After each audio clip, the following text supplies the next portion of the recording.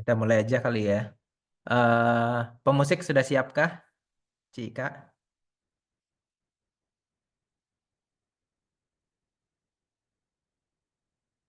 Siap. Oke, yuk kita mulai yuk. Selamat malam semuanya. Malam ini kita melaksanakan ibadat Prapaskah 2025 bersekutu dalam doa pertobatan dan pengharapan. Ini pertemuan yang ketiga. Temanya pantang dan puasa sebagai rekonsiliasi kepada diri sendiri. Marilah kita mulai.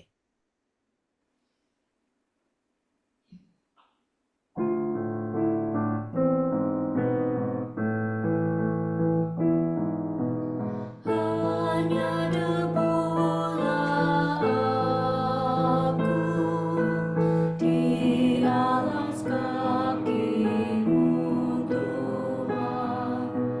Hapuskan titik-Kamu, sabda penuh ampun.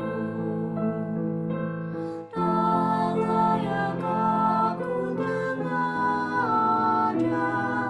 menatap wajah-Mu, namun tetap ku percaya marahi Engkau. Tak layak aku tengadah menatap wajah-Mu, namun tetap ku percaya marahi Engkau.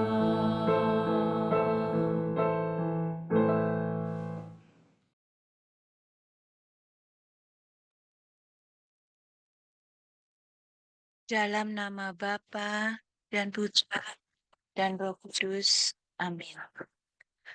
Rahmat Tuhan kita Yesus Kristus, cinta kasih Allah Bapa dalam persekutuan dengan Roh Kudus, senantiasa menyertai kita sekalian, sekarang dan selama-lamanya. Ada berbagai alasan orang menjalankan pantang dan puasa, baik teknis atau sekedar memenuhi aturan, maupun formatif atau membina diri dan mengubah perilaku. Sebagian berpantang demi kepentingan pribadi, seperti kesehatan atau penghematan, sementara yang lain melakukannya demi sesama yang berkekurangan.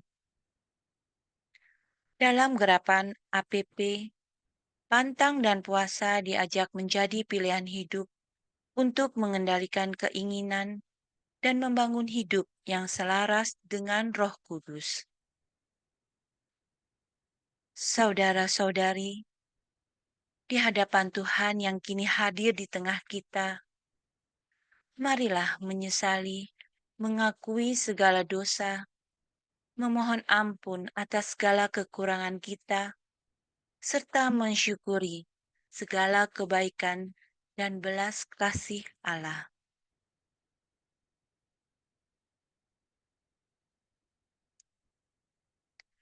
Saya mengaku kepada Allah yang Maha Kuasa dan kepada saudara sekalian, bahwa saya telah berdosa dengan pikiran dan perkataan, dengan perbuatan dan kelalaian. Saya berdosa, saya berdosa, saya sungguh berdosa. Oleh sebab itu, saya mohon kepada Santa Perawan Maria, kepada para malaikat dan orang kudus, dan kepada saudara sekalian, supaya mendoakan saya pada Allah Tuhan kita. Amin. Semoga Allah yang Maha Kuasa mengasihani, mengampuni dosa kita, dan mengantar kita ke hidup yang kekal. Amin. Amin. Doa pembukaan, marilah kita berdoa. Allah yang Maha Murah, kami bersyukur kepadamu untuk segala berkat yang selalu cukup bagi kehidupan kami. Engkau menganugerahkan berbagai macam sarana yang kami butuhkan dalam menjalani hidup. Bimbinglah kami untuk selalu bijaksana dalam memanfaatkan segala anugerah-Mu itu. Jauhkanlah kami dari sikap serakah. Tumbuhkanlah dalam diri kami semangat kesederhanaan dan ugah hari, sehingga kami semakin mampu berbela rasa kepada sesama. Demi Kristus Tuhan dan pengantara kami, yang bersama Dikau dan Roh Kudus, hidup dan berkuasa, Allah sepanjang segala masa. Amin. Bacaan Injil. Tuhan bersamamu dan bersama rohmu. Inilah Injil Yesus Kristus menurut Santo Matius. Dimuliakanlah Tuhan. Hal berpuasa. Dan apabila kamu berpuasa, janganlah muram mukamu seperti orang munafik. Mereka mengubah air mukanya supaya orang melihat bahwa mereka sedang berpuasa. Aku berkata kepadamu, sesungguhnya mereka sudah mendapat upahnya. Tetapi apabila engkau berpuasa, minyakilah kepalamu dan cucilah mukamu, supaya jangan dilihat oleh orang bahwa engkau sedang berpuasa, melainkan hanya oleh Bapamu yang ada di tempat tersembunyi. Maka Bapamu yang melihat yang tersembunyi akan membalasnya kepadamu. Demikianlah Injil Tuhan, terpujilah Kristus. Renungan oleh Romo Alip. Aku stop share.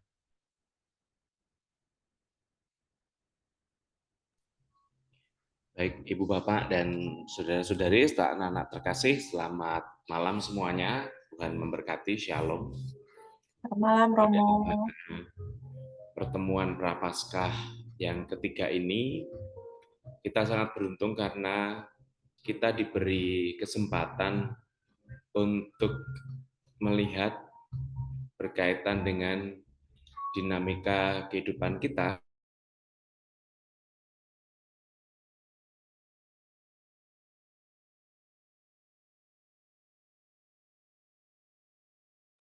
beri kesempatan untuk semakin melihat berkaitan dengan dinamika kehidupan kita.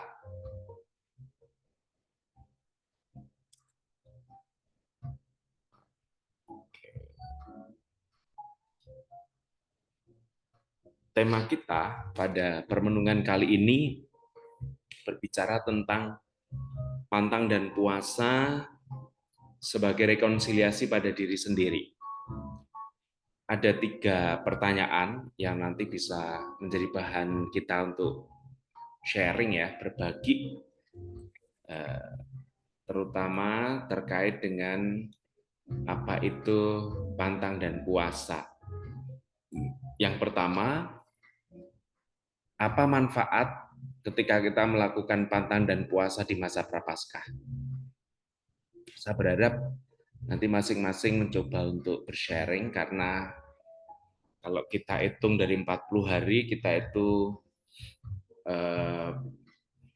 kurang lebih ya sudah separuh jalan.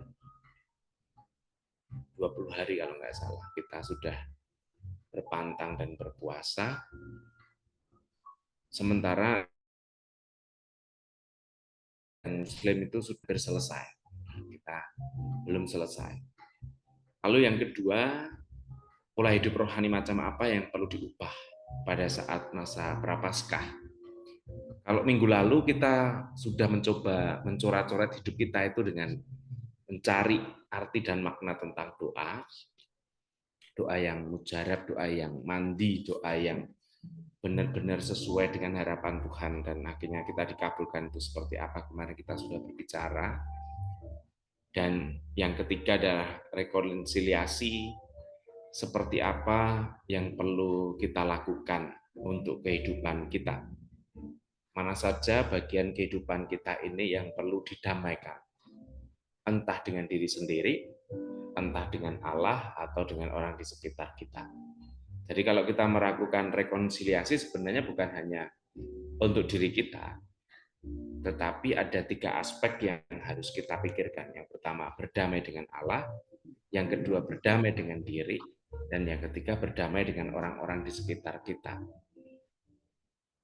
Nah, 3 hal inilah yang akan kita renungkan bersama sebagai sarana bagi kita untuk merenungkan pantang dan puasa sebagai rekonsiliasi pada diri sendiri. Gambar yang muncul di adalah Santo Ignatius.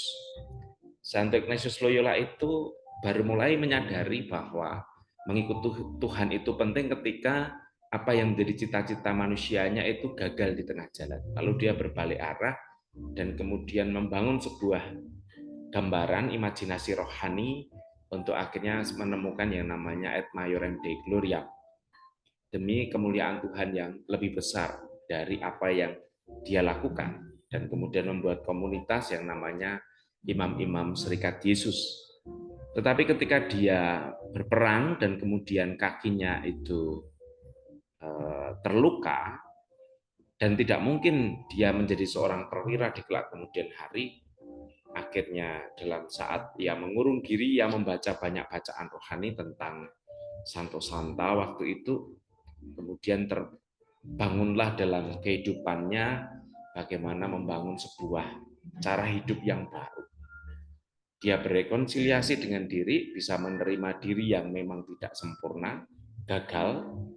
Dia memang meratapi nasibnya karena dia kemudian menjadi orang yang difabel. Dan akhirnya dari pertolongan Tuhan, ia pun menjadi seorang santo ketika dia bersama dengan teman-temannya, Franciscus Xaverius, dan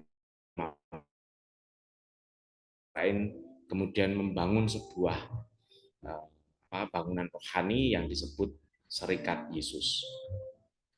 Dan itu yang dilakukan oleh Ignatius. Kalau mungkin kita bisa merefleksikan dari Ignatius, manfaat yang kita lakukan saat pantang dan puasa di masa Prapaskah bagi Ignatius jelas bahwa ia bukan hanya sekedar pantang, tetapi berpuasa untuk menghentikan imajinasi manusiawinya, terutama cita-citanya sebagai manusia, untuk menjadi orang yang populer, yang tenar di tengah bangsawan, sebagaimana dia cita-citakan, tetapi akhirnya dia karena situasi dan kondisi mendesak dia untuk berpikir ulang.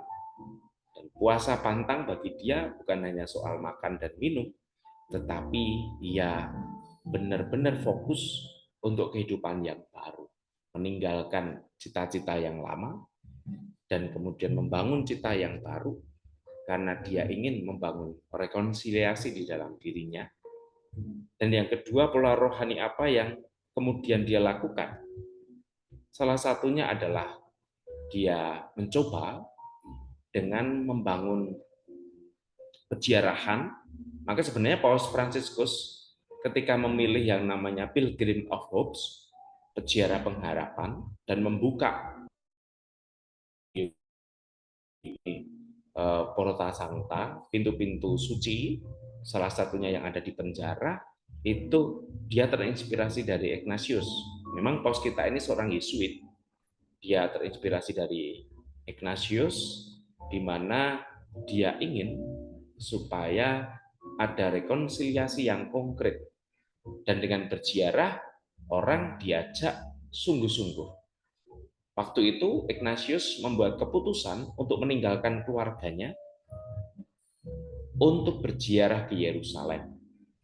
Dan pesan yang nyata waktu itu oleh Ignatius disampaikan oleh keluarganya, bahwa ketika saya berziarah, saya tidak akan memalukan, atau istilahnya tidak membuat keluarga kita itu malu terhadap apa yang akan dia lakukan selama berziarah.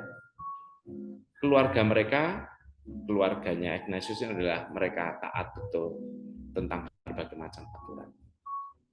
Rekonsiliasi belajar dari Ignatius, ia membangun rekonsiliasi berarti berdamai dengan diri, menerima diri yang memang tidak sempurna, tapi dia juga semakin membangun pertobatan di hadapan Tuhan, bahwa Tuhanlah yang utama dalam hidupnya, dan dia dengan sesama ia pun mulai merangkul banyak jiwa, mengupayakan jadi hidup. Maka kalau Injil yang kita dengar pada hari ini berbicara tentang hakikat puasa, tadi dikatakan bahwa mereka mengubah air muka supaya mereka dilihat bahwa sedang berpuasa, dan Yesus menekankan bahwa apabila engkau berpuasa, minyakilah kepalamu dan cucilah mukamu. Apa yang menjadi pesan konkret dari Yesus untuk kita ketika kita ingin membangun rekonsiliasi dengan diri sendiri? Saya menemukan sebuah quote dari Jenny Brown, dia seorang filsuf yang mengatakan bahwa orang yang paling bahagia bukanlah orang yang memiliki segalanya, tetapi orang yang mensyukuri apa yang dimilikinya. Artinya kita bersyukur punya Allah, dan itu bagian dari rekonsiliasi. Kita bersyukur bahwa kita memiliki diri sendiri yang selalu mengupayakan berdamai dengan kehidupan kita, menerima dengan hal yang sedang terjadi dalam hidup, dan mencoba untuk membangun sikap yang jujur apa adanya di hadapan diri sendiri dan juga Tuhan, serta kita bersyukur bahwa orang-orang di sekitar kita adalah orang-orang yang dipercayakan Tuhan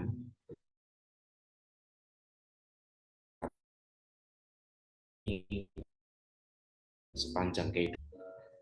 Maka saya rasa apa yang kita miliki itu banyak sekali. Kalau kita mau mengulik dari diri, kita mengulik dari Allah dan juga dari orang-orang di sekitar kita. Jenny Brown menekankan bahwa orang yang bisa membangun rekonsiliasi dengan diri adalah ketika ia berani bersyukur terhadap segala sesuatu yang dia miliki. Dan ketika kita ditanya 3 aspek tadi, berkaitan dengan bagaimana saya membangun diri, bagaimana saya membangun ritme hidup, dan juga bagaimana saya mengupayakan hal itu konkret dalam hidup, saya rasa pesan dari Injil kepada kita hari ini adalah bahwa pantang puasa menjadi kesempatan untuk jeda dari kesibukan mengejar hal yang bersifat duniawi dan diinginkan, dan sejenak bijak dalam hidup rohani, kita akan memperoleh hikmat mengenai kehendak Allah. Kita tahu benar bahwa akhir-akhir ini kita menjadi gelisah ketika hidup kita itu terjadi yang istilahnya slow living. Kadang-kala kita apa yang sedang terjadi ketika kita ini sedang mengalami slow living? Bukankah di situ letak kita ingin bukan berhenti dalam kehidupan, tetapi mengambil jeda, mengambil jarak dari setiap kesibukan yang kita miliki. Bukan berarti bahwa ketika kita mengambil jarak itu kita tidak beraktivitas tetap, tetapi bahwa keberanian untuk mengambil jarak supaya kita menjadi bisa objektif dalam menilai peristiwa-peristiwa yang ada dalam hidup kita. Dan yang kedua, pantang puasa itu menolong kita untuk memahami kerapuhan dan kelemahan sebagaimana kita ini di hadapan Tuhan rapuh dan lemah. Dan dengan demikian, pantang dan puasa menjadi jembatan untuk rekonsiliasi. Maka ya harapannya kita disiplin.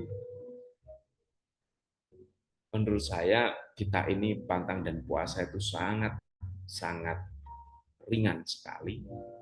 Maka harapannya ya di hari Jumat ketika kita berpantang memang benar-benar membangun sebuah disposisi yang ketat dan disiplin, supaya dengan begitu kita tahu benar bahwa ini manfaatnya. Sehingga tadi di pengantar, pantang puasa bukan hanya soal menghemat uang, bukan hanya juga soal kita diet karena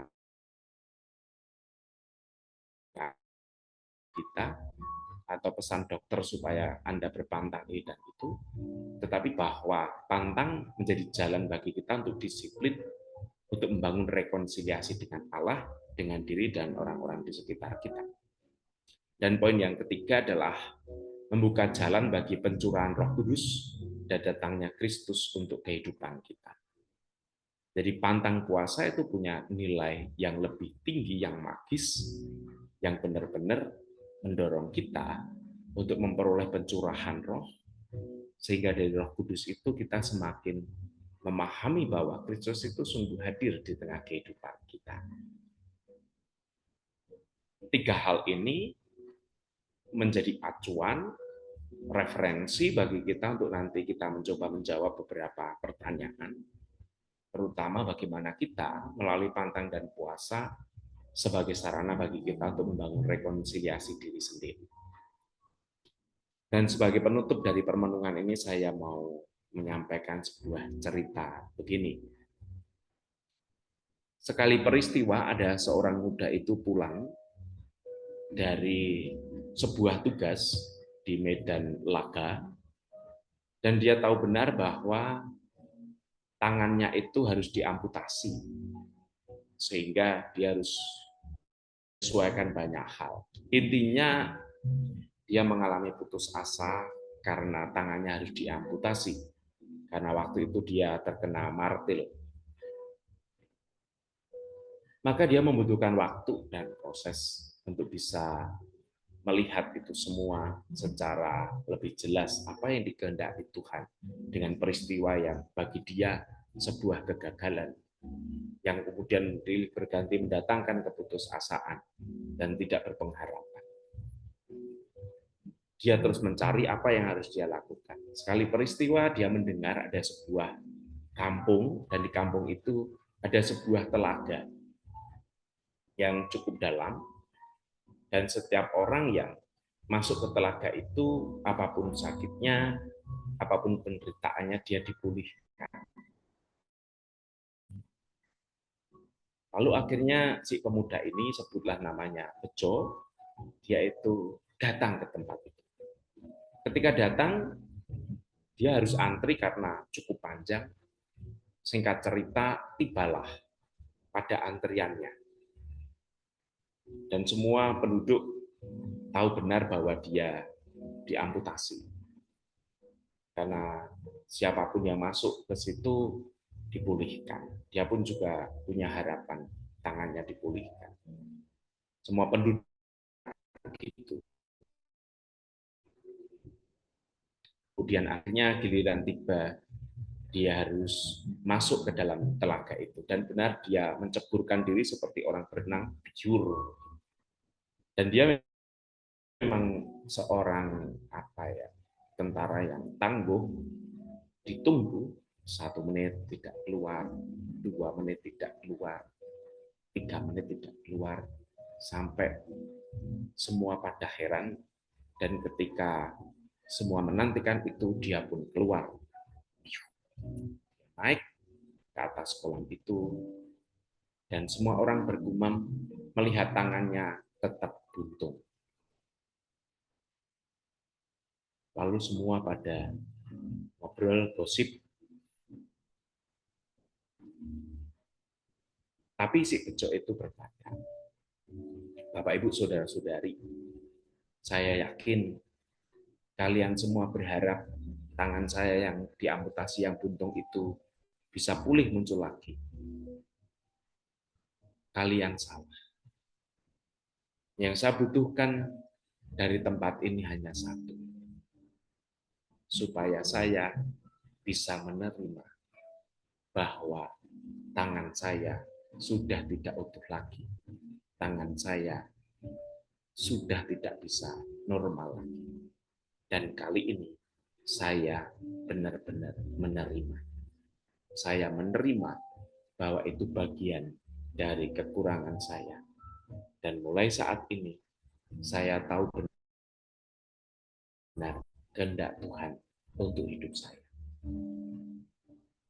Semua terbengong, dan akhirnya si Bejo pun berjalan kembali.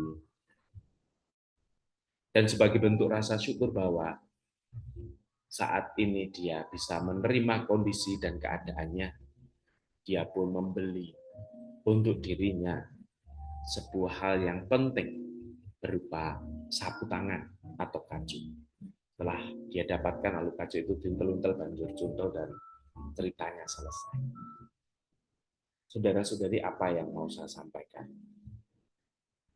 Dari pertanyaan yang mendasar berkaitan dengan pantang dan puasa, akhirnya kita harus melihat seberapa besar keberanian kita dengan pantang dan puasa. Yang pertama, menyadari dan menerima diri bahwa kita punya kerapuhan, kesalahan, dan dosa di hadapan Tuhan, sehingga membutuhkan rekonsiliasi dalam diri sendiri.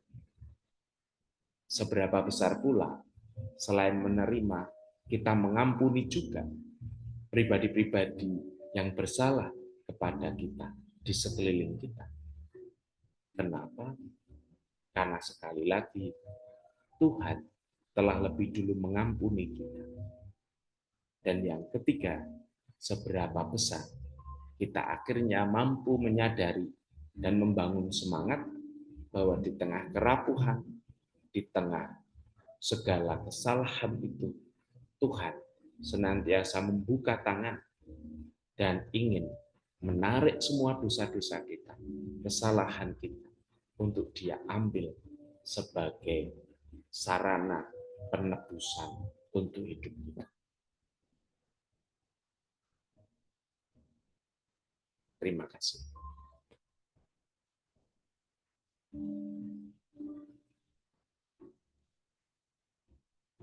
Terima kasih Romo untuk renungannya. Silahkan kalau ada yang mau bertanya, monggo.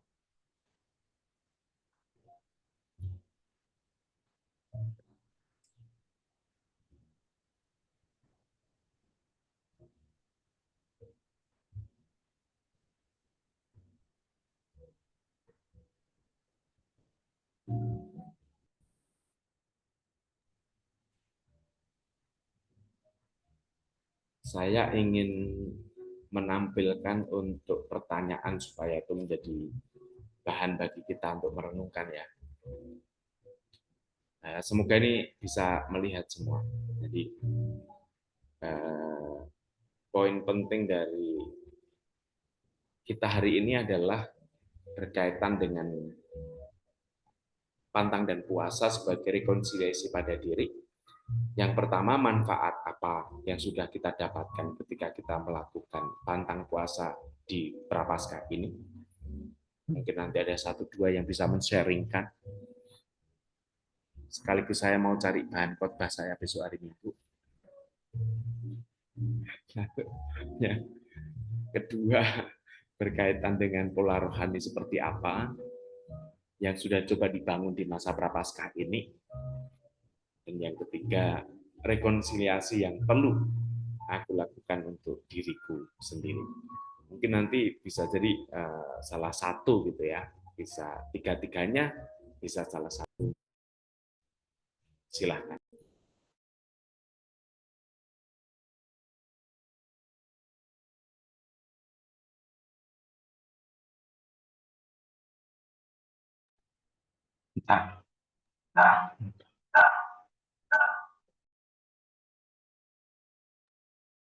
Malam Romo Alif, saya dengan Ibu Pinky boleh bertanya Romo? Boleh, silakan Bu. Monggo. Ya, Romo, saya mau tanya untuk hal yang nomor 1. Manfaat kita melakukan pantang dan puasa di masa Prapaskah. Tapi saya memperhatikan teman-teman, saudara-saudara kita yang ada di Indonesia, beda ya sama kita yang di sini kan, itu untuk ngejar tajil itu kan sulit ya Romo. Sedangkan teman-teman yang di Indonesia kan dengan sukacitanya, terus saya juga lihat banyak suster itu yang ikutan milih-milih tajil gitu Romo. Apakah itu juga bisa dikatakan pantang atau puasa juga nggak Romo? Gitu Romo. Terima kasih Romo Olive. Terima kasih pertanyaannya Bu Pinky. Kaitannya dengan aturan kita pantang dan puasa, pertama kita dikatakan puasa itu di 2 hari ya, Rabu Abu dan Jumat Agung. Dan itu dikatakan pada ketentuan statuta itu, artinya ketentuan statuta itu adalah aturan yang dibuat berkaitan dengan masa pantang dan puasa. Terutama dikatakan bahwa makan kenyang 1 kali, tebaran di medsos itu siang tidak kenyang, malam tidak kenyang, maka pagi boleh kenyang. Itu sama juga bohong. Sebenarnya aturannya tidak seperti itu. Aturan di keuskupan atau istilahnya di Regio Jawa itu berarti semua keuskupan Regio Jawa, ketentuannya adalah makan kenyang 1 kali 1 hari. Itu artinya bahwa misalnya hari ini, hari Rebo, saya tadi makan itu jam 6 sore, saya akan baru makan besok jam 6 sore berikutnya. Itu 24 jam. Itu aturannya. Dan itu nggak bisa ditawar-tawar. Artinya, boleh enggak Romo saya minum tapi jus? Nggak percuma ya. Saya boleh enggak makan gorengan, apalagi itu. Itu hakikat puasa. Kita nggak bisa tawar-menawar. Nah, sementara pantang yang bisa dilakukan selama 7 Jumat atau bisa dilakukan setiap hari selama 40 hari ini. Jadi yang hari tidak puasa itu sebenarnya hari Minggu kita ini. Hari Minggu itu karena hari raya. Kita tidak diperkenankan pantang apalagi puasa hari Minggu. Lalu boleh selama 40 hari. Apa yang mau saya sampaikan bahwa dari yang dipantangkan itu memang benar-benar yang kita sukai. Misalnya saya nih sukanya gorengan, maka selama hari 7 Jumat itu saya nggak makan gorengan. Atau bisa saja bahwa saya membuat keputusan selama 40 hari sampai nanti Jumat Agung, saya tidak makan gorengan sama sekali.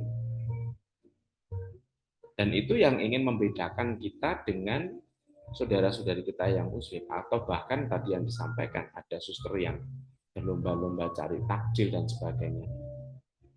Bisa jadi bahwa hal-hal seperti itu dalam tanda kutip tidak sesuai dengan apa yang sedang kita hayati. Namun di sisi lain, karena ukuran pantang dan puasa itu kan sebenarnya kembali lagi ya ke dalam diri berkaitan dengan rekonsiliasi tadi. Maka sebenarnya pantang dan puasa itu akhirnya bermanfaat tidak ya? Membantu dan menolong kita enggak? Untuk membangun sebuah situasi, kondisi, keadaan yang menolong jiwa kita untuk belajar. Belajar yang pertama, bahwa kita itu memang benar-benar butuh pertolongan Tuhan. Ya kan? Yang kedua, belajar menjadi pribadi yang otentik dalam diri sendiri, otentik dan objektif untuk diri kita sendiri. Artinya kalau saya salah ya pasti saya minta maaf. Itu kan menjadi pribadi yang otentik. Dan juga dengan orang-orang di sekitar kita, seberapa besar pengampunan atau maaf yang kita berikan untuk orang-orang di sekitar kita.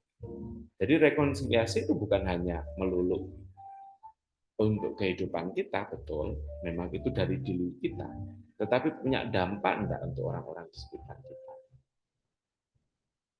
Demikian Bu Pinky. Memang mudah sih di sini orang cari takjil gitu ya.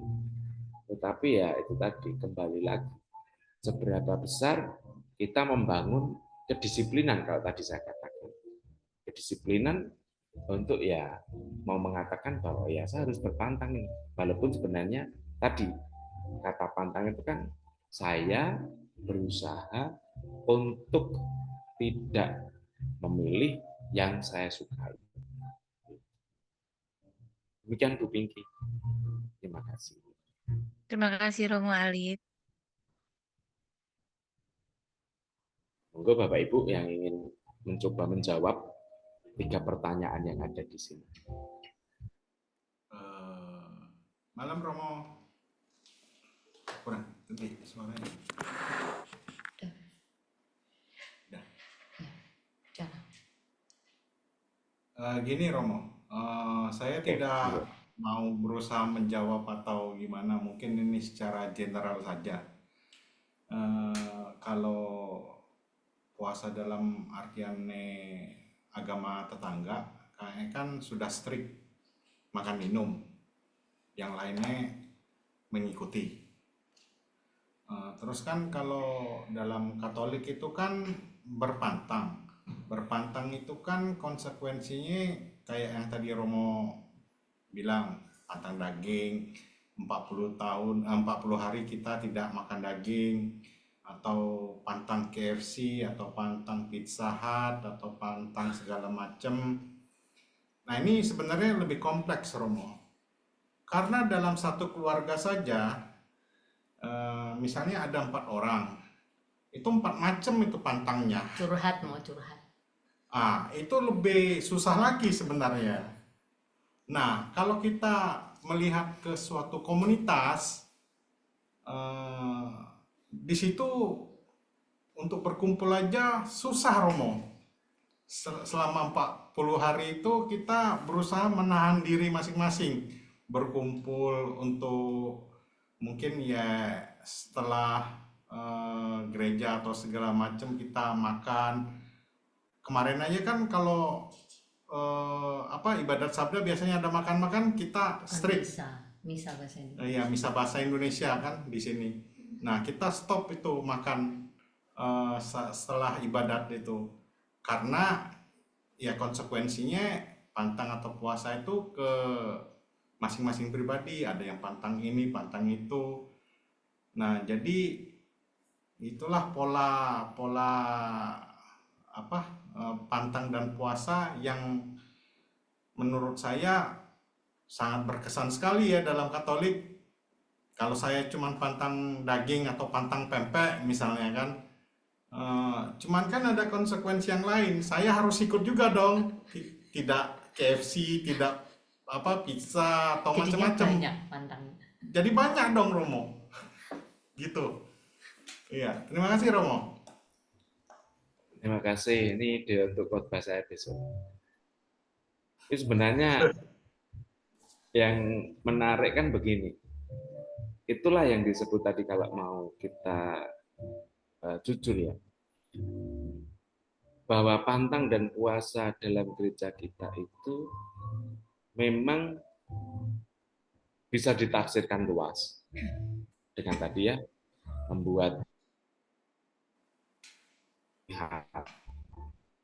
tapi juga sebenarnya akhirnya kita sampai pada satu tujuan yang sama, bahwa orang berpantang atau berpuasa bahkan secara gereja Katolik itu bukan hanya dalam arti tertentu bahwa betul itu urusan personal, tetapi akhirnya menjadi gerakan komunal, gerakan bersama yang memang mendorong setiap dari kita untuk respect. Kalau saya mau mengatakan ya, saya akhirnya respect tanpa disadari terhadap orang-orang di sekitar kita, bukan sebaliknya.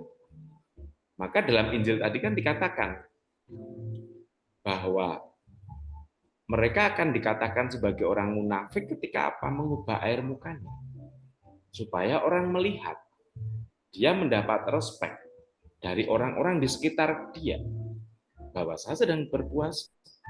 Tetapi justru sebaliknya, nilai dan hakikat yang paling tinggi adalah ketika kita membangun sikap respect, hormat terhadap orang-orang di sekitar kita. Entah tadi keluarga, akhirnya jadi saya puasa. Saya respect terhadap anak saya yang memang pantang KFC. Saya hormat. Iya kan? Tanpa disadari. Maka pesan Tuhan itu sangat real. Sehingga apabila kamu berpuasa, minyakilah kepalamu dan cucilah mukamu. Artinya apa?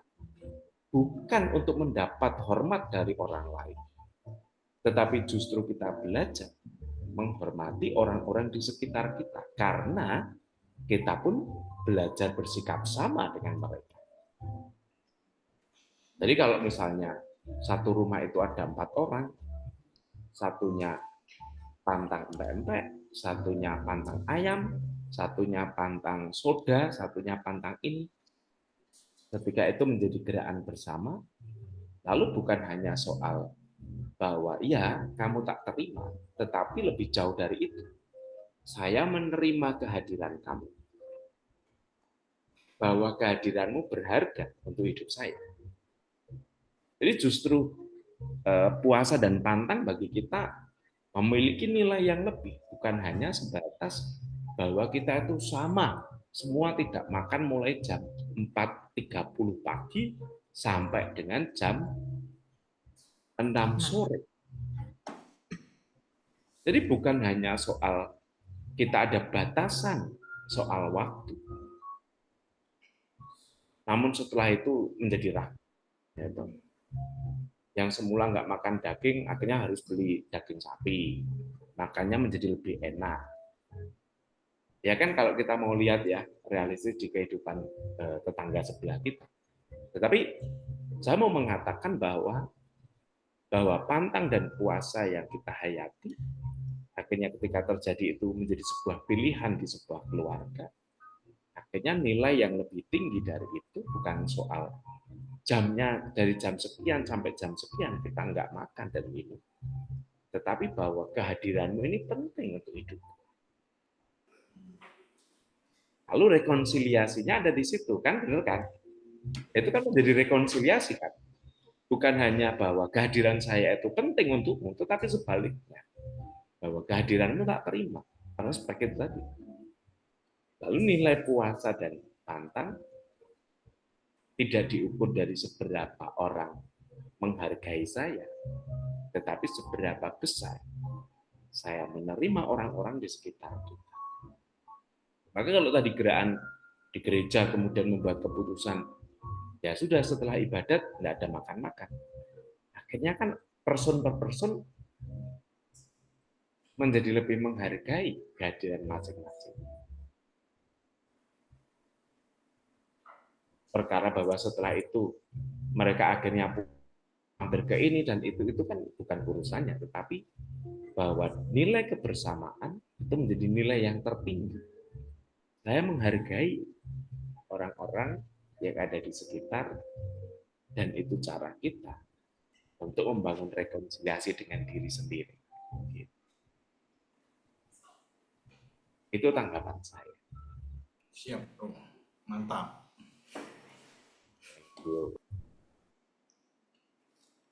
Gara-gara Indonesia menang kok ini.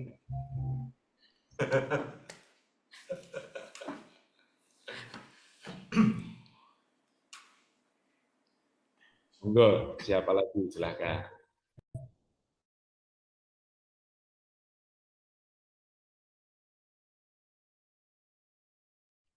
Saya mau tanya Romo, Silakan.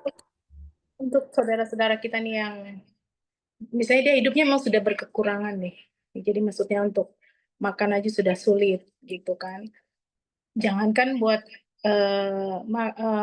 makan daging pun mungkin nggak pernah ketemu, atau kecuali mungkin diberi orang lain, atau ya mungkin keluarga yang membantu atau bagaimana, misalnya orang-orang yang miskin itu kira-kira bagaimana mereka bisa memaknai masa prapaskah ini dengan melakukan pantang dan puasa itu, Romo?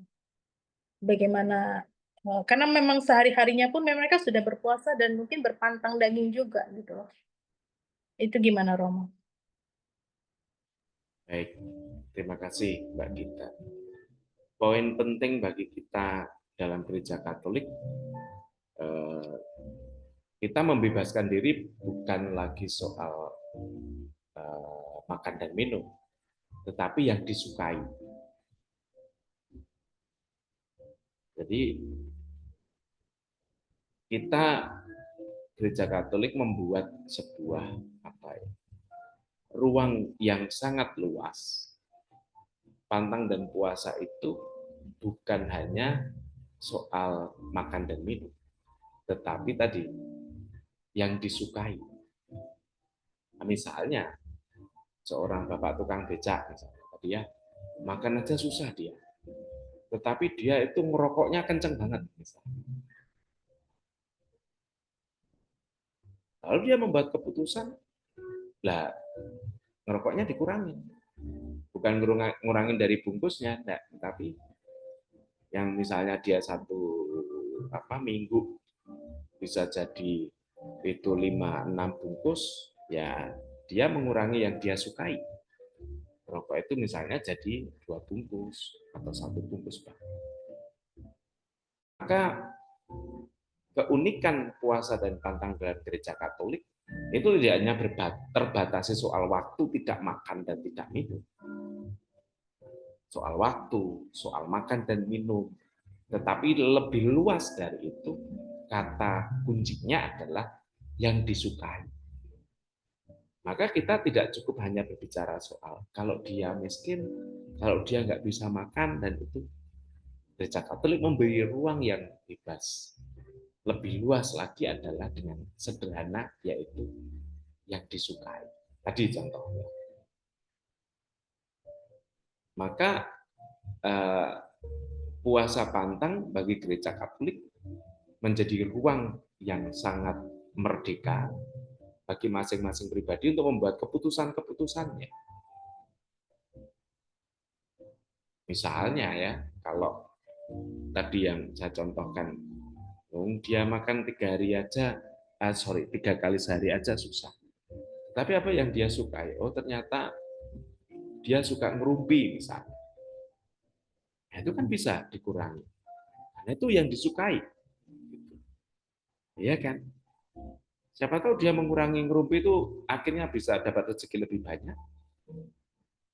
Dan dia bisa menjadi lebih sejahtera. Jangan-jangan ngerumpi itu menghambat rezekinya kan? Mindset yang. Maka kata yang sangat disukai itu yang dipantangin dan dipuasain itu menjadi sesuatu hal yang kuncinya ada di situ. Kita mindsetnya tidak lagi hanya sebatas waktu. Tadi misalnya pagi saya, kalau saudara-saudari kita yang tetangga itu sahur lalu akan buka jam sekian, tetapi lebih luas dari itu. Gereja menempatkan kata yang disukai tadi. Supaya dengan begitu, ruang tadi yang mau kita bangun dengan rekonsiliasi, itu menjadi bukti konkret kan. Ketika misalnya saya nggak bisa makan, misalnya ya, tadi 2 atau 3 kali sehari, tapi senengan saya apa? Oh ternyata ngerumpi sana sini. Nah, itu kalau itu dikurangi misalnya, atau tadi dia nggak bisa makan, tetapi ngopi, merokok, itu kan bisa saja dikurangi. Karena itu yang disukai. Dan hukum Gereja Katolik itu dalam ketentuan statuta itu jelas. Pantang dan puasa itu prioritasnya adalah apa yang disukai. Itu, Mbak Dika. Berarti kalau puasa nggak cuma makan ya Romo? Saya pikir tadi maksudnya puasa memang fokusnya ke makanan. Sedangkan pantang itu adalah sesuatu yang kita sukai gitu loh. Misalnya suka main handphone terus atau suka marahin anak gitu kan. Jadi guys. Jadi maksudnya saya pikir puasa itu memang strict dengan makanan gitu loh. Artinya memang kita makan sekali kenyang sekali dalam satu hari. Sedangkan pantang adalah kita betul-betul mengurangi apa yang sangat-sangat kita sukai dalam kenikmatan duniawi gitu loh. Saya pikir tadi begitu. Jadi maksudnya terus bagaimana yang orang miskin yang memang selalu berpuasa mungkin karena memang kekurangan dia dalam hal makan atau apa gitu. Gitu Romo. Ya, makasih. Ya. Dengan demikian menjadi jelas ya bahwa pantang dan puasa bagi Gereja Katolik itu perspektifnya menjadi lebih luas. Mindsetnya bukan hanya soal makan dan minum. Bagi kita yang memang berkelebihan, puasa bisa jadi diidentikan dengan makanan, dengan minuman. Tetapi bagi mereka yang berkekurangan, pantang dan puasa bisa dilihat dari situasi-situasi yang real. Yang kemudian tadi, lebih kata kuncinya tadi, soal apa yang kemudian dikurangin. Dan itu menolong kita. Karena ada hal-hal yang ingin kita capai dari pantang dan puasa yang sebenarnya bukan hanya sekedar makan dan minum. Terima kasih.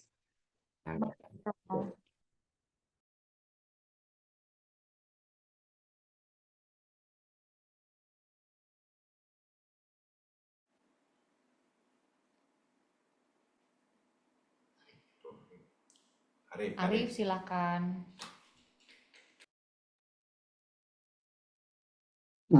Kedengeran nggak suaranya? Halo? Iya, Arif. Silakan, Oke. Arif. Oke. Ya, saya saya mau coba kasih refleksi saya terhadap 3 pertanyaan ini. Mungkin nggak semua, tapi mungkin semoga berhubungan. Yang pertama, manfaat melakukan pantang dan puasa di masa Prapaskah. Kalau bagi saya, terutama puasa ya, lebih ke arah niatnya. Jadi tadi kan Mbak Gita juga nanya, kalau orang miskin hampir tiap hari mereka sebenarnya tanpa mereka sadari mereka pantang atau puasa. Menurut saya kaitannya lebih ke arah niatnya. Jadi kalau pantang dan puasa di masa Prapaskah kan memang kita berniat melakukan itu. Kalau yang orang miskin mungkin memang mereka tidak berniat, itu memang keadaannya seperti itu. Tapi bagi saya ketika kita berniat melakukan pantang puasa karena perintah Tuhan atau karena ada sesuatu maksud yang berhubungan dengan perintah Tuhan, maka ketika kita merasa lapar ya, maksudnya kalau kita pas puasa kan pasti ada kalanya perutnya bunyi lah, atau kalau misalnya berpantang ada godaan, itu otomatis jasmani kita merangsang otak kita untuk berpikir, ini tuh kita lakukan ini untuk Tuhan. Jadi otomatis ketika ada rangsangan itu, rangsangan atau godaan atau reaksi pada tubuh kita itu semakin mengingatkan kita pada Tuhan. Jadi secara tidak langsung dengan lakuin itu tuh kita kayak sepanjang hari, sepanjang kita melakukan pantang atau puasa itu tuh kita dirangsang atau diajak untuk selalu ingat Tuhan. Jadi menurut saya itu yang poin pertama. Yang poin kedua dan ketika saya gabung, saya mikirnya gini, saya mau coba bawa itu ke kok puasa pantang itu kan sekali lagi ke arah jasmani ya. Yang saya pikirkan adalah hidup kita ini kan nggak cuma jasmani, ada juga rohani. Kalau jasmani makanan kita ya yaitu kalau orang Indonesia nasi, kalau belum makan nasi kan belum makan. Jadi makanan nasi, roti segala macam itu makanan jasmani. Kalau kita bawa ke rohani kita kan juga perlu makanan. Salah satunya adalah misalnya firman Tuhan. Saya kok berpikir refleksinya adalah kalau kita sebenarnya tidak membaca, kita tidak membaca firman atau tidak mendekatkan diri pada Tuhan satu hari saja, itu kan sama seperti kita berpuasa, mempuasakan rohani kita. Kalau cuma sehari mungkin nggak apa-apa, 2 hari, 3 hari. Kalau kelamaan kan berarti rohani kita mati. Ibaratnya kita nggak kasih makan rohani kita. Jadi refleksi saya ya, menurut saya dengan berpuasa ini kita jadi berpikir, oh rohani kita juga jangan sampai dong berpuasa. Jadi tuntutannya adalah akhirnya kita juga sadar bahwa sebaiknya atau sebaiknya kita juga ingat untuk memberi makan rohani kita dengan cara membaca firman setiap hari atau hal lain yang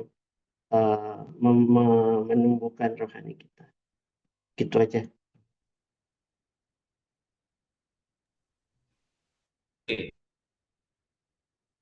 Mas Arief, saya ya karena ketika kita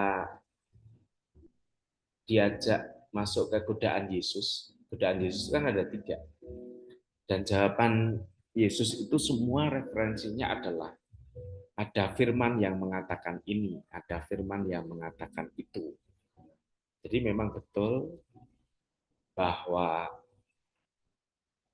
Prapaskah itu menjadi jalan bagi kita untuk menghayati sebagaimana ketika kita dibubuhkan abu pada dahi kita. Bertobatlah dan percayalah kepada Injil. Artinya bahwa 2 aspek itu harus kita jalankan.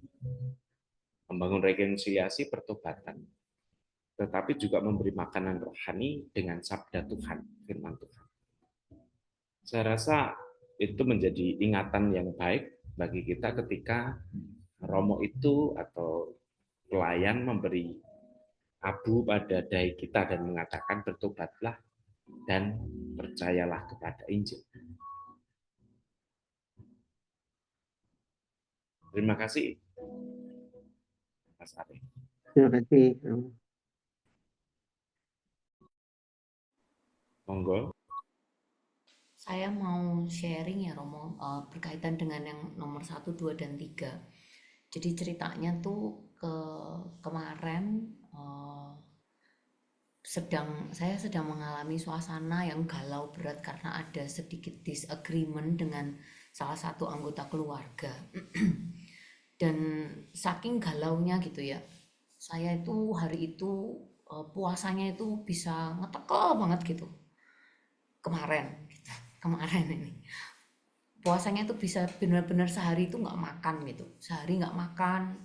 Terus saya baru makan sekali kenyangnya jam 4, dan setelah itu kan ada bola ya Romo jam 4.45. Wah, rencananya kan dari kemarin kan saya kontak Romo aja, mau bisa nggak mau dirubah, mau nonton bola gitu.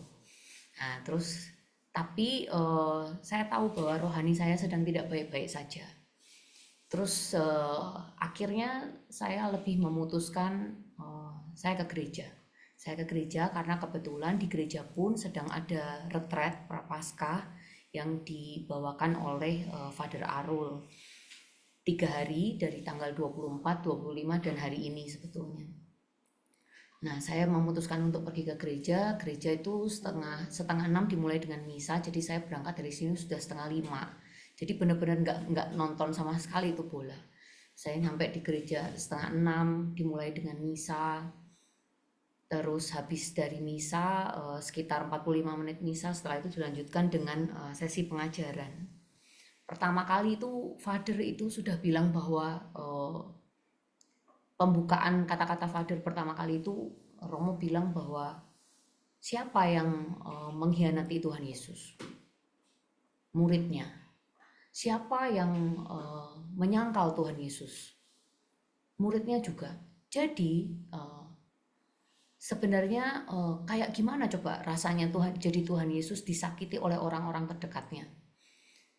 Jadi kita akan merasakan sangat-sangat sakit ketika yang menyakiti kita itu adalah orang yang kita anggap dekat, apalagi keluarga. Dan waduh, di situ tuh air mata saya udah mengalir lah, dengerin sesi itu sambil nangis. Terus udah gitu di belakang ada pengakuan dosa juga dibuka. Terus saya sambil ngantri pengakuan dosa sambil masih mendengarkan Romo gitu kan. Dari semua pengajaran itu yang saya kena banget itu ketika Romo bilang yang paling penting adalah acceptance, penerimaan dulu.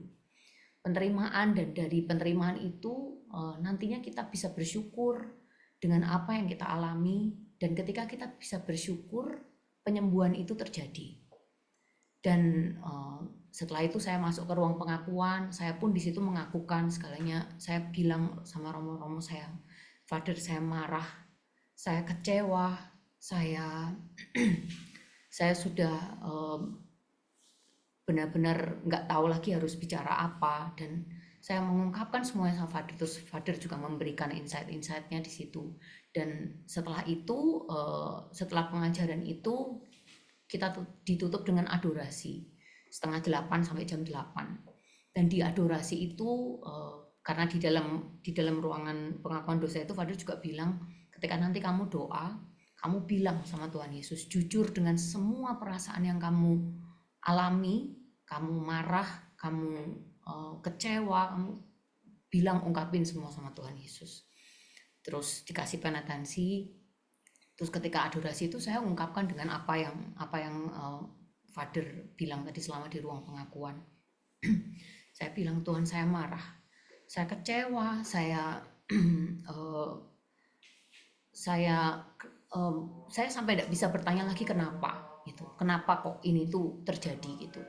Tetapi selama adorasi itu tuh saya merasakan ada sentuhan yang luar biasa, sehingga di situ itu saya ingat kembali apa yang Father bilang tadi, acceptance. Ketika kamu bisa menerima itu dan kamu bisa bersyukur, pemulihan terjadi dan kamu bisa melepaskan pengampunan. Dan ketika adorasi itu saya bilang, saya doa, saya bilang bahwa Tuhan, aku butuh rahmat-Mu untuk mengampuni, aku menerima semua yang terjadi dan aku bersyukur atas semua yang terjadi. Walaupun saya masih ego itu masih menyangkal ya, bersyukur buat apa ya, aku disakitin, aku kecewa gitu kan, bersyukur. Tapi sudahlah, diturutin dulu dah, aku bersyukur. Jadi saya udah nggak bilang lagi bersyukur untuk apa, karena saya nggak tahu bersyukur untuk apa. Jadi saya cuma bilang, aku bersyukur, terima kasih Tuhan Yesus, terima kasih untuk semua jadi. Setelah itu adorasi setengah berjalan itu, saya bisa merasakan ada kelegaan yang luar biasa yang Tuhan tuh kasih. Di situ saya melihat, saya bisa merasakan bahwa dengan bersyukur itu saya bisa melepaskan pengampunan dan saya bisa punya pemikiran yang baru bahwa saya bersyukur saya boleh mengalami semua kejadian ini. Saya bersyukur bahwa saya boleh tersakiti, walaupun sakit saya dibandingkan dengan Tuhan Yesus itu nggak ada apa-apanya loh gitu. Saya boleh tersakiti dan karena saya mengalami ini, maka saya ada di tempat ini dan mengalami kasih Tuhan. Kalau saya tidak mengalami kejadian pertengkaran itu, hari itu, saya tidak akan berada di gereja dan mengalami kasih Tuhan. Saya pasti sudah nonton bola teriak-teriak. Jadi di situ ketika saya pulang, saya sudah tidak membawa amarah saya lagi, saya sudah pulang dengan sukacita. Terus ketika saya pulang, saya pun juga menyelesaikan itulah ya dengan orang yang berdisagreement ini, salah satu anggota keluarga saya bilang, saya bilang ke dia bahwa terima kasih, kamu adalah bukti cinta Tuhan padaku, karena kamu, aku bisa menjalani puasaku hari ini dengan luar biasa. Karena kamu, aku bisa ke gereja hari ini dan aku bisa mendapatkan cinta Tuhan yang luar biasa. Karena kamu, aku bisa merasakan bahwa Tuhan itu tuh benar-benar ada dan di saat-saat aku dalam lembah kekelaman dan Dia nggak pernah tinggalin.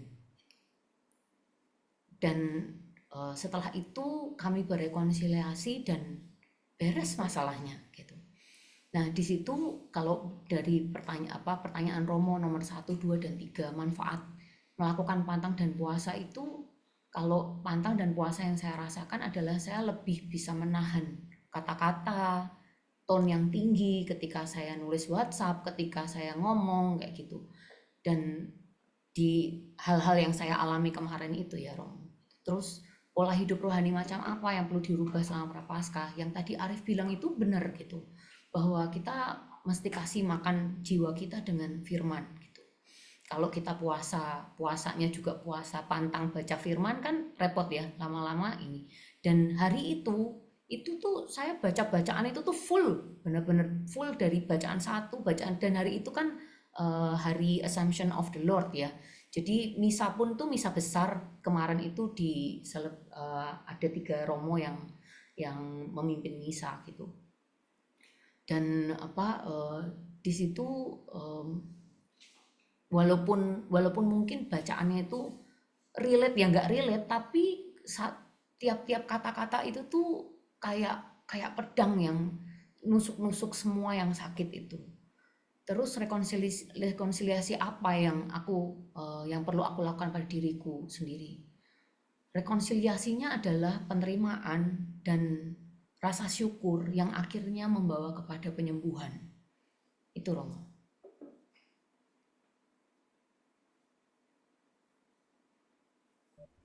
Oke, terima kasih. Dan kalau boleh saya memberi istilahnya itu penanda gitu ya. Kalau kita kenal salib itu kan ada 4 sisi kan, atas, bawah, kanan, kiri. Kita membuat tanda salib itu kan 4 aspek itu tadi yang menurut saya menjadi sesuatu yang penting penyangganya. Yang pertama itu adalah puji syukur, pujian syukur. Tapi untuk sampai yang ke atas itu kita harus punya 2 sisi. Yang pertama adalah menerima, yang kedua adalah pengampun. Dan yang menopang itu semua dari bawah itu adalah kasih Tuhan. Jadi,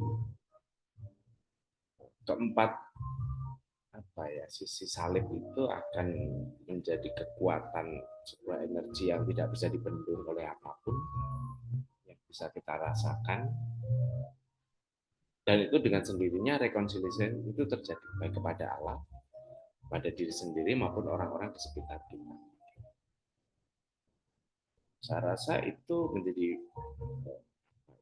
4 pilar kekuatan besar yang bisa kita hayati, kita hidupi, bahkan itu bisa menjadi makanan rohani untuk kita, yaitu puji syukur, dan itu yang dikenal dengan Eucharistion, pujian syukur. Jadi kalau kita berekaristi itu dari 2 kata, Eucharistion, yang artinya puji syukur, pujian syukur. Jadi kalau kita merayakan ekaristi itu intinya hanya syukur. Lalu di dalam ungkapan syukur itu awal dengan pengampunan kalau kita akan dikasih. Dan pasti kita juga ketika kita bersyukur, menerima pengampunan karena kita mengungkapkan dosa-dosa kita, kita akan menerima yang disebut tubuh Kristus, menerima tubuh Kristus. Dan ketika kita menyantap tubuh Kristus, batin kita itu merasa dikasihi Tuhan. Karena tubuh Kristus itu kan menyegarkan jiwa kita juga. Jadi saya rasa rekonsiliasi itu atau 3 hal tadi yang sudah disampaikan memang menjadi real. Dan saya yakin tuh efek dari adorasi itu 1-0 menang. Jadi ada kemenangan yang dibawa pulang, jadi bukan hanya Indonesia tetapi jiwa yang mengalami sukacita, mengalami kemenangan. Kenapa? Karena menurut saya bukan hanya soal menerima, mengampuni, puji syukur, tetapi akhirnya sampai pada situasi yang terdalam bahwa saya dikasihi oleh Allah. Itu menjadi fondasi kekuatan kita juga untuk merasakan masa prapaskah ini. Terima kasih.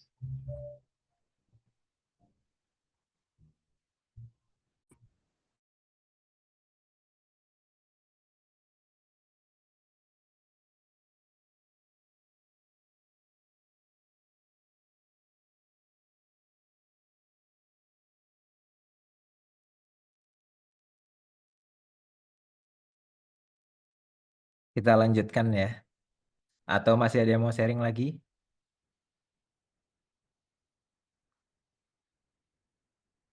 Kalau tidak ada, kita lanjutkan.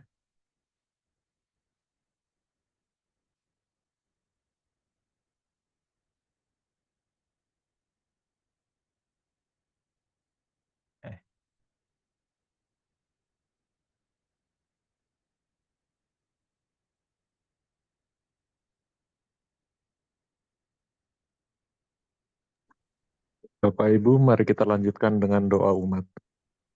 Saudara-saudari terkasih, dalam masa prapaskah ini kita diajak untuk menggunakan pantang dan puasa sebagai sarana rekonsiliasi dengan diri sendiri, agar hati dan hidup kita semakin selaras dengan kehendak Allah. Marilah kita dengan rendah hati memanjatkan doa-doa kita. Bagi gereja, ya Allah, bimbinglah gerejamu, agar selalu menuntun umat dalam pertobatan sejati. Semoga melalui pantang dan puasa, umat semakin memahami makna rekonsiliasi dengan diri sendiri dan hidup dalam kasih-Mu. Kami mohon, kabulkanlah doa kami ya Tuhan. Bagi mereka yang bergumul dengan diri sendiri, ya Bapa, kami berdoa bagi mereka yang sedang mengalami pergumulan batin, rasa bersalah, atau kehilangan arah hidup. Semoga pantang dan puasa membantu mereka menemukan kedamaian, menerima diri mereka sendiri, dan bertumbuh dalam iman. Kami mohon, kabulkanlah doa kami ya Tuhan. Bagi kita semua, ya Tuhan, bantulah kami menggunakan masa Prapaskah ini untuk lebih mengenali diri dan mengendalikan keinginan yang berlebihan. Semoga melalui pantang dan puasa, kami semakin dekat dengan-Mu dan mampu menjalani hidup dengan penuh kesederhanaan dan syukur. Kami mohon, kabulkanlah doa kami ya Tuhan. Marilah kita menyampaikan doa permohonan kita masing-masing.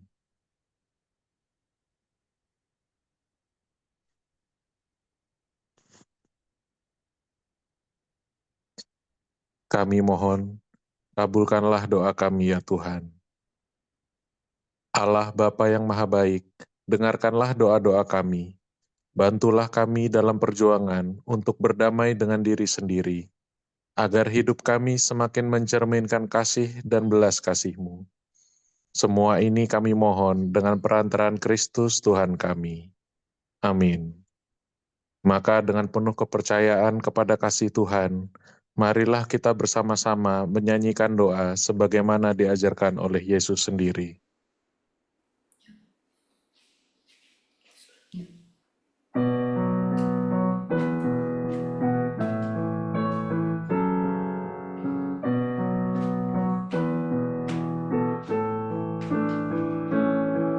Bapa kami yang ada di surga, dimuliakanlah nama-Mu.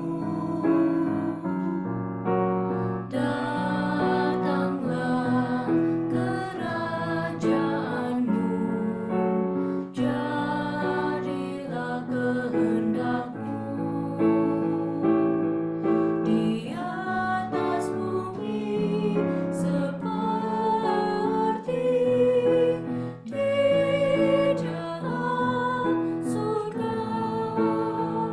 Berilah kami rezeki pada hari ini, dan ampunilah kesalahan kami seperti kami pun mengampuni yang bersalah kepada kami. Dan janganlah masukkan kami ke dalam pencobaan, tetapi bebaskanlah kami dari yang jahat.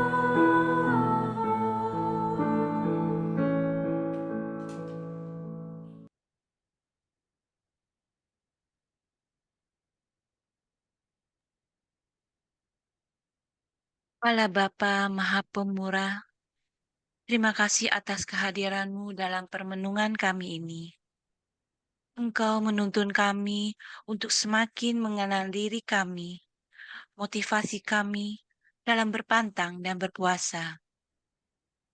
Mampukan kami untuk terus memurnikan motivasi kami, agar tidak hanya sekedar memenuhi kewajiban, atau juga memenuhi alasan duniawi dan manusiawi belaka. Lebih dari itu, kami menyadari bahwa pantang dan puasa dapat menuntun kami untuk semakin mengenal diri sendiri dan Engkau, tumpuan hidup kami. Demi Kristus Tuhan dan pengantara kami. Amin.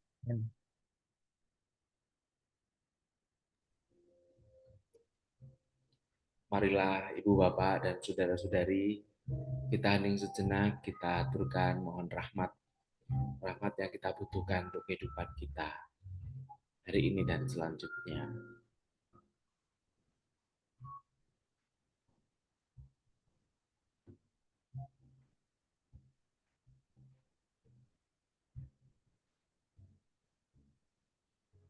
Tuhan bersamamu dan bersama rohmu. Semoga berbagai macam rahmat dan karunia yang kita butuhkan untuk hidup sehari-hari di tengah keluarga kita, pekerjaan kita, rutinitas kita, segala upaya kita untuk menghayati masa prapaskah, pantang dan puasa, Tuhan berkenan untuk menolong kita. Dan semoga segala aktivitas hidup kita hari ini dan segala yang kita rencanakan senantiasa dilindungi, dibimbing, dan diberkati oleh Allah yang Maha Kuasa, Bapa dan Putra dan Roh Kudus. Amin. Amin.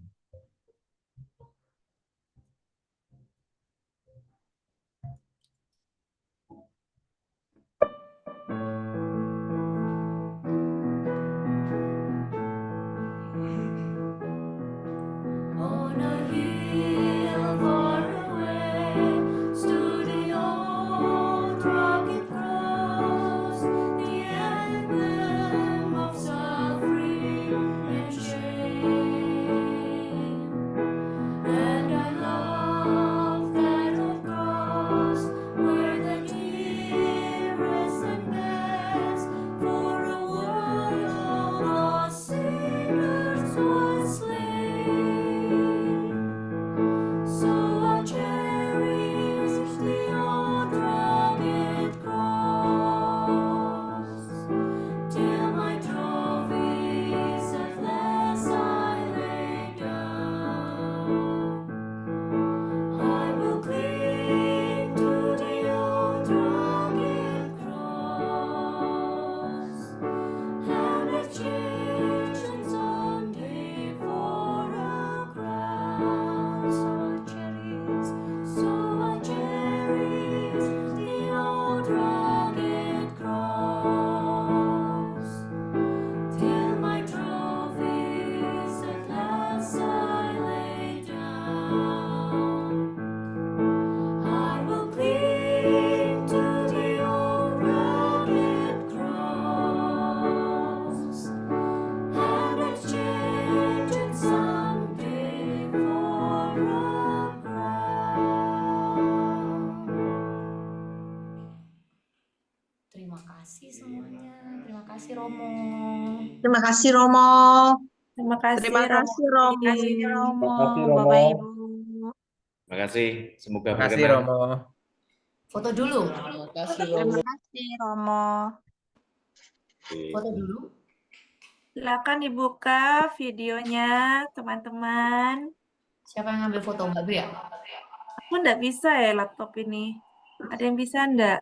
Om Rimbun mana Om Rimbun? Aku bisa, yuk. Oke, sip. Ayo dibuka.